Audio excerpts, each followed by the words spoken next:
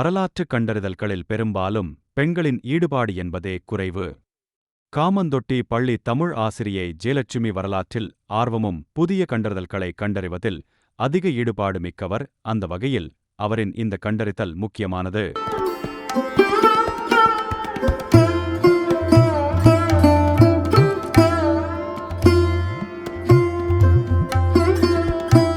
அதுபோலவே முன்னாள் ஊராட்சி மன்றத் தலைவர் ரீகான் அவர்களும் வரலாற்றில் ஈடுபாடு கொண்டவர். பாழடைந்த இந்த கோயிலை சுற்றியிருந்த புதர்களை வெட்டி இப்படி ஒரு பழங்கால கோயில் இருப்பதை வெளி உலகுக்கு காட்டியதில் இவரின் பங்கும் முக்கியமானதாகும்.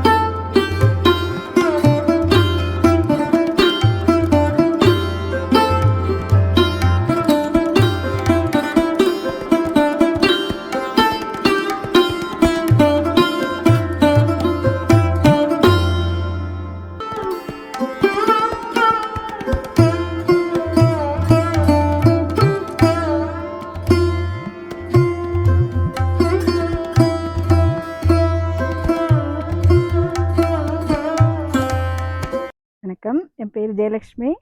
நான் தமிழாசிரியராகவும் தொல்பொருள் ஆய்வாளராகவும் இருக்கிறேன். நான் கலாய்வு செய்கிறப்ப வந்துட்டு இங்கே, அதாவது வெங்கடேஸ்வரம் பஞ்சாயத்து பெகிலி அப்படிங்கிற ஊரில் ஒரு ரொம்ப பழமையான ஒரு சிவன் கோயில் இருக்கிறத பார்த்தோம். அதனால் ரொம்ப கட்டமைப்பெல்லாம் ரொம்ப அழகாக இருந்தது. அதனால் மேலும் தகவல்கள் வந்து தெரிஞ்சுக்கிறதுக்காக கிருஷ்ணகிரி அருங்காட்சியகத்துக்கு தகவல் கொடுத்தோம். அதன் பேரில் வந்துட்டு இன்றைக்கி இந்த பிளேஸ்க்கு, பெகிலி அப்படிங்கிற இந்த கோவில் இருக்கிற பிளேஸ்க்கு கிருஷ்ணகிரி காப்பாட்சியர், தற்போதைய காப்பாட்சியர் சிவகுமார் ஐயா அவர்களும், கிருஷ்ணகிரி வரலாற்று மற்றும் ஆய்வு மைய தலைவர் முன்னாள் காப்பாட்சியர் கோவிந்தராஜ் ஐயா அவர்களும், தமிழ்ச்செல்வன் சார் அவர்களும் வந்திருக்கிறாங்க. நமக்கு இந்த ஊருக்கு, இந்த இடத்துக்கு அழைச்சிட்டு வந்து எல்லா வகையிலும் உதவி செய்த ஊராட்சி மன்ற தலைவர் ஸ்ரீகாந்த் ஐயா அவர்களும் வந்திருக்கிறாங்க. இப்போ நம்ம இந்த கோயில்களை பற்றி காப்பாட்சியர் அவர்கள் வந்து விரிவான தகவல் வந்து அளிப்பாங்க.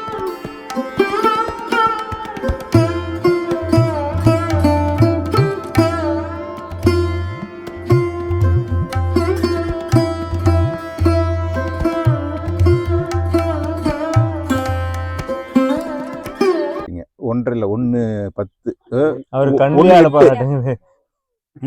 1 அடி 8 அங்குலம் இது. இப்போ இதை பார்க்கலாம், இதை பிடிங்க. அதே 72 இருக்கணும். இதுவும்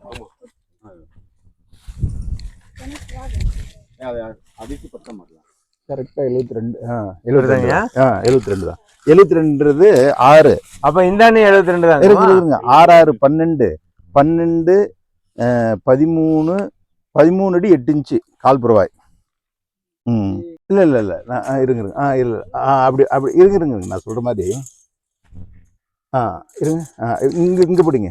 இங்கே பிடிங்க சார். இங்கே 6 6 12 12 6 12 12 12. நாம் இப்போ சூளகிரியை அடுத்த பெகிலி அப்படிங்கிற ஒரு இடத்துல இருக்கிறோம். இந்த இடத்தினுடைய முக்கியத்துவம் என்னன்னு பார்த்தீங்கன்னா, இங்கிருந்து ஒரு 6 கிலோமீட்டர் தொலைவில் தான் பூர்வாதாராயர்களுடைய கல்வெட்டு கிடைச்ச அத்திமுகம் கோயில் இருக்குது. அத்திமுகம் கோயிலிருந்து ஓரளவுக்கு நம்ம ஒரு 13ஆம் நூற்றாண்டை சேர்ந்த கோயில்கள் அங்கே இருக்குது. அதோட சம்மந்தப்பட்ட அதே சமகாலத்தை சேர்ந்த ஒரு 13ஆம் நூற்றாண்டு கலையமை. அது 13ன்றது சொல்கிறத விட 12ன்னே நம்ம சொல்லலாம். ஏன்னா இதனுடைய காலத்தை வந்து நிர்ணயிக்கிற மாதிரியான அமைப்பு இதனுடைய போதியில் தெரியுது. அப்புறம் இந்த கட்டடக்கலை அமைப்பில், அதாவது கருவறையும் முகமண்டபமும் இணையக்கூடிய இடத்துல வச்சிருக்கிற கல்லில் பார்த்தீங்கன்னா 2 சேர்த்தே செஞ்சுருக்கிறாங்க. இந்த பகுதியை, இந்த பலகையிலிருந்து இந்த குடம் வரையிலான பகுதியை வந்து 2 இணைச்சே செஞ்சுருக்கிறாங்க. இது வந்து பிற்கால சோழர்கள், அதாவது குலோத்துங்கன் காலத்துக்கு பின்னால் வந்து அந்த அமைப்பு பெரும்பாலும் இருக்கிறது இல்லை, தனித்தனியாக தான் செய்வாங்க. இது இணைச்சே செய்கிறது வந்து முற்கால சோழர்கள் கோயில்களில் அதிகமாக இருக்கும். அது படிப்படியாக குறைஞ்சி பிற்கால சோழர்களுடைய காலத்தில் இல்லாமல் போகுது. ஆகவே இல்லாமல் போகிறதுக்குள்ள, அதாவது ஒரு 3ஆம் குலோத்துங்கன் அது மாதிரியான காலத்தில் அது மாதிரிலாம் வரல. அதுக்கு முன்னாலேயே இதை சொல்லப்போனால் இந்த அமைப்புகளை வச்சு சொல்லணும்னா 1ஆம் குலோத்துங்கனுடைய காலத்தில் தான் இந்த கோயில் கட்டியிருக்கணும். அதுக்கப்புறம் இந்த கோயிலினுடைய மிக முக்கியமான அமைப்பு வந்து இது வந்து ஒரு பெரிய கால்புறவாயை கொண்டது. 13 அடி 8 இன்ச்சு கால்புறவாயை கொண்ட ஒரு தண்டம் என்றது 8 இன்ச்சு. இந்த ஒரு கால்னுடைய அகலம் வந்து தண்டம்னு சொல்லுவாங்க. இது வந்து 8 இன்ச்சு இருக்கு. இந்த கால்புறவாயின்னு சொல்லக்கூடிய கருவறையினுடைய வெளிப்புற அளவு வந்து 13 அடி 8 இன்ச்சு கொண்ட ஒரு பெரிய அளவிலான ஒரு சிவன் கோயில். இதில் ஒரு 12 அடி 8 இன்ச்சு அகலத்துக்கு 1 அடி கம்மியாக இருக்கக்கூடிய அளவுக்கு அதனுடைய முகமண்டபம் காட்டியிருக்கிறாங்க. இந்த இது வந்து பார்த்தீங்கன்னா கல்காரன்னு சொல்லக்கூடிய பிரஸ்தரத்தினுடைய மேல் மட்டும் இல்லை, பிரஸ்தரத்தினுடைய கற்கள்லாம் விழுந்துட்டு இருக்கு. இப்போ நமக்கு கீழே வந்து அதிஷ்டானம் இருக்குது, அதுக்கப்புறம் வந்து சுவர் இருக்குது, சுவருடைய மேல் மட்டத்தோடு இருக்குது. அதுக்கு மேலே உள்பகுதியில் வந்து கோணாவிட்டம் சதுரவிட்டம்னு சொல்லக்கூடிய அந்த கூரையினுடைய அமைப்பை அதோட கல்லில் முடிக்கக்கூடிய அந்த அமைப்பையும் உள்ளே காட்டியிருக்கிறாங்க. அதோடு கூட வழக்கமாக நம்ம பார்க்காத நிறைய கோயில்களில் இல்லாத ஒரு விஷயம், வேதிகையினுடைய அமைப்பு இங்கே காட்டியிருக்கிறாங்க. இங்கே பார்த்தீங்கன்னா இதோட வந்து அதிஷ்டானம் முடிஞ்சிருக்கும். இதுதான் அதிஷ்டானத்துடைய மேல் மட்டம். இது வந்து கால் தொடங்குது. இதுக்கு நடுவில் இருக்குது பாருங்க, இதுதான் வேதிகைன்றது. நம்முடைய கிருஷ்ணகிரி மாவட்டத்தில் வந்து வேதிகையோட கூடிய கோயில்கள் வந்து ரொம்ப குறைவாக இருக்குது. ஆனால் இங்கே அதை காட்டியிருக்கிறாங்க. அது ஒன்று. அதுக்கப்புறம் இந்த அதிஷ்டானத்துடைய அமைப்பை முழுசாக ஒரு இடத்துல இருந்து பார்க்கலாம். பாருங்கள், ஏதாவது ஒரு இடத்துல அதிஷ்டானத்தை பார்க்கலாம். எங்கேயும் தெரியலன்னு நினைக்கிறேன். அங்கே அந்த இது போயிருக்கிறாங்களா? அங்கே போயிடலாம் வாங்க. நான் எப்படி வந்துட்டோ? எப்படி வேணா வாங்க.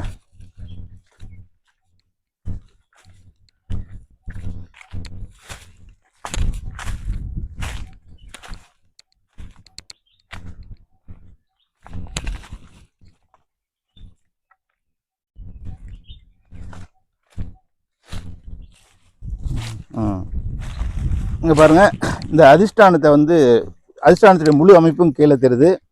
இது வந்து உபானம் என்று சொல்லக்கூடிய மிக கீழே இருக்கக்கூடிய அமைப்பு. உபானம், ஜெகதி, இது வந்து திரிப்பட்ட குமுதகம், கண்டம், பட்டியோடு முடிஞ்சிருச்சு இந்த அதிஷ்டானம்ங்கிறது. இது வந்து கிழக்கு நோக்கிய கோயில்ன்றதுனால இதனுடைய வடக்கு பக்கத்தில் கோமுகியை காட்டியிருக்காங்க. கோமுகை வந்து பார்த்தீங்கன்னா ஜெகதியினுடைய மட்டத்தில் காட்டியிருக்காங்க. இங்கே பாருங்கள், இது பேர் ஜெகதி. இதனுடைய மேல் மட்டத்தில் வந்து முடிகிற மாதிரி கோமுகியை வடக்கு பக்கத்தில் காட்டியிருக்கிறாங்க. அதுக்கப்புறம் இந்த இடத்துல போதிகை நல்லா தெரிஞ்சு பாருங்க. இதுதான் போதிகைன்றது. இது வந்து வெட்டு போதிகைன்னு சொல்லுவாங்க. இதை பிற்கால சோழர்களுடைய மிக முக்கியமான ஒரு அமைப்பு இது. இந்த வெட்டு போதிகை டி ஷேப்பில் இருக்கும் பாருங்க. இது பார்த்தீங்கன்னா இப்படி போயிட்டு இப்படி இருக்கும். இந்த அமைப்பு வந்து பார்த்தீங்கன்னா இதுதான் வந்து இந்த சோழர்களுடைய இறுதி காலத்தில், அதாவது இதுக்கு அடுத்தது வந்து போதிகை வெளியில் வரக்கூடிய புஷ்ப போதிகை மாதிரி வெளியே வரும். அதுக்கு முன்னால் உள்ள ஒரு அமைப்பு இது. அதை வச்சு தான் நம்ம சொல்கிறோம் இது வந்து ஒரு 1ஆம் குலோத்துங்கனுடைய காலத்தை சேர்ந்த கோயில் அப்படின்னு சொல்லிட்டு.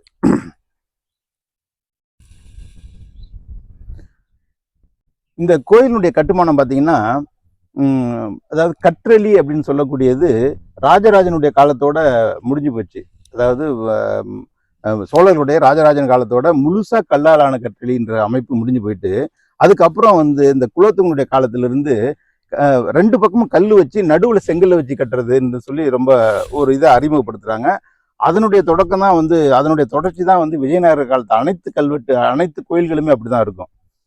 2 பக்கமும் கல், அதாவது உள்ள வச்சு கட்டுறது வந்து பார்த்தீங்கன்னா உள்ள வச்சு கட்டுற கல்லினுடைய வெளிப்பக்கம் இருக்கு பாருங்க, அது ரொம்ப ரஃப்பாக இருக்கும். அதே மாதிரி இந்த பக்கம் பார்த்தீங்கன்னா இந்த கல் இந்த பக்கம் வந்து நல்ல வேலைப்பாடு செஞ்சுருப்பாங்க, உள்ளே இருக்கிற கல் அப்படியே விட்டுருப்பாங்க, ரஃப்பாக விட்டுருப்பாங்க. அதுக்கு ரெண்டுத்துக்கும் இடைப்பட்ட கல்லில் வந்து இடத்த வந்து செங்கல்லால் வச்சு நிரப்பியிருப்பாங்க. இதை வந்து ஆரம்ப கட்டத்தில் செங்கல்லே வச்சு கட்டியிருக்கிறாங்க. இப்போ இது வந்து சோழருடைய காலம்ன்றதுனால அந்த காலத்து செங்கல்ல வச்சு கட்டியிருக்காங்க. இதுவே கொஞ்சம் பின்னால் வர வர என்ன பண்ணுறாங்கன்னா, செங்கல்ல வச்சு கட்டாமல் செங்கல் ஜல்லிங் இருக்கு பாருங்க, அதை காங்கிரீட் மாதிரி குழப்பி அதை வந்து உள்ளே வச்சு கொட்டி இருப்பாங்க. இதை நம்ம பார்த்தோம்னா அது அடுத்த கட்டம். இது அதுக்கு முன்னால் உள்ள கட்டம். ஆரம்பத்தில் இருந்தது வந்து இது வந்து, ஆகவே இது வந்து கற்றல் இல்லை, இதை வந்து ஒரு கலப்பு கட்டுமான கோயில் அப்படிங்கிறத நம்ம பார்க்கலாம். இது மாதிரி நிறைய இடத்துல நம்ம பார்த்துருக்குறோம். அந்த பிற்கால சோழர்களுடைய இறுதி காலத்தில் கட்டப்பட்ட கோயில்கள் எல்லாமே வந்து பார்க்கறதுக்கு வந்து முழு கற்றளி மாதிரி வெளிப்பக்க தோற்றம் இருக்கும். ஆனால் இது மாதிரி எங்கேயாவது உடஞ்சோ அல்லது வேற ஏதாவது விரிசல் விட்டோ இருக்கும் பொழுது தான் அது உள்பக்கத்தில் வந்து செங்கல்லையும் பயன்படுத்தியிருக்கிறாங்க அப்படிங்கிற ஒரு டெக்னிக் தெரியும். அதாவது இதனுடைய கட்டுமானத்தை தெரிஞ்சுக்கிறதுக்கு, அதாவது ஒரு சோழர் காலத்திலேயே இது மாதிரியான கட்டுமானம் வந்துருச்சு, செங்கல்ல வச்சு கட்டக்கூடிய கட்டுமானம் வந்துருச்சுன்றதுக்கு இந்த கோயில் வந்து மிக சிறந்த உதாரணமாக நம்ம சொல்லலாம்.